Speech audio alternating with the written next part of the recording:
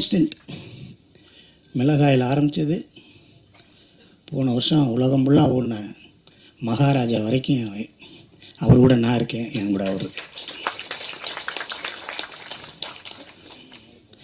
இந்த படம் கேரக்டர் எப்படி பண்ணலாமா பண்ண வேணாமா என்ன நான் பாம்பேலேருந்து ஃபோன் பண்ணுறேன், வாங்க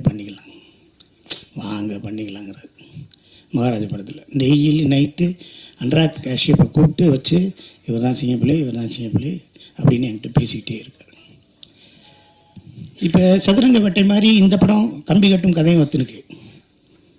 இப்போ நான் அவர்கிட்ட கேட்டேன், இந்த மாதிரி ஏமாத்துற மாதிரி நீங்கள் உலகத்தை ஊரை ஏமாற்றி சம்பாதிக்கிற மாதிரி நிறையா கதைகள் வருது, உங்களவே அணுகிறாங்களே அது என்னன்னு கேட்டேன். இவருக்கு என்னென்னா, ஒரு நாளைக்கு நான் ஒரு தடவை சாமி கும்பிடுவேன்.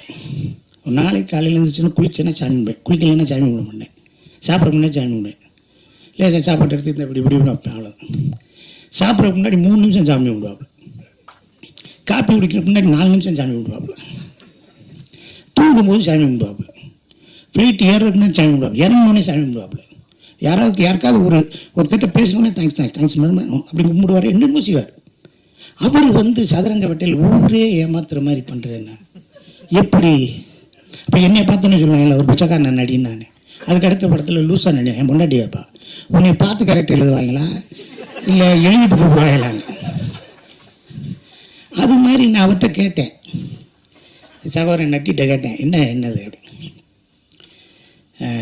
அவர் கதை கேட்குறாரு, ஒரு கம்பெனியில் கதை கேட்டிருக்காரு. அவர்கிட்ட அந்த டேரக்டர்கிட்ட கேட்டிருக்காரு, சரி இந்த படத்தில் நான் நல்லவனா கெட்டவனா, வேல்நாயகர் மாதிரி கேட்டிருக்காரு, நல்லவனா கெட்டவனா. அதுக்கு அவர் தெரியலேன்றிருக்காரு. அதுக்கப்புறம் ஏன் தெரியல, நீங்கள் தானே கதை எழுதுனீங்க, நீங்கள் காசு கம்மியாகனா நல்லவர், காசு கூட கேட்டீங்கன்னா கெட்டவர்ன்றிருக்காரு. சரி, நான் நல்லது கெட்டவனாகவே 2 பேரும் இருக்காரு. அவன் குழம்பி போயின்னா வரல, அவன் எங்கே போயிட்டான்னு தெரியல. ஸோ இந்த படத்தில் என்னென்னா, இந்த படத்தில் சாரோட கேரக்டர் மாதிரியே என்னோடய வாழ்க்கையில் நிறைய அனுபவங்கள் இருக்குது. எங்கள் ஊர்லேயே நிறைய பேர் ஃபாரின் போகணும்னு சொல்லிட்டே இருந்தாங்க. நான் ஒரு ஆளுக்கு கூப்பிட்டு போய், இவர் ஃபாரினுக்கு அனுப்புகிறாரு, உங்கள் பாஸ்போர்ட்லாம் கொடுங்க, இவர் பணமெல்லாம் கொடுங்க, அப்படி இப்படின்னு சொன்னேன். வாரத்துக்கு ஒரு தடவை நான் ஒரு 2 ஆளாக கூப்பிட்டு போகிறேன். 70,000 1 லட்சம் 80,000 ஆளுகளை கூப்பிட்டு போயிட்டே இருக்கேன். அந்த ஆளும் காசு வாங்கிட்டே இருந்துட்டு, என்னடா அந்த ஆள் நம்மளுக்கு பெரிய பிஆர்ஓ இருக்கான், நம்ம ஒரு பெரிய மார்க்கெட்டிங்கை கொண்டு வர்றான், நிறைய பேரை கூப்பிட்டு வர்றானே அப்படின்னு சொல்லிட்டு, தம்பி உன்னோட ஆசை என்னன்னு கேட்டான். நான் தானே சார் சினிமா எடுக்கணும் சார், டைரக்ஷன் பண்ணணும் சார்.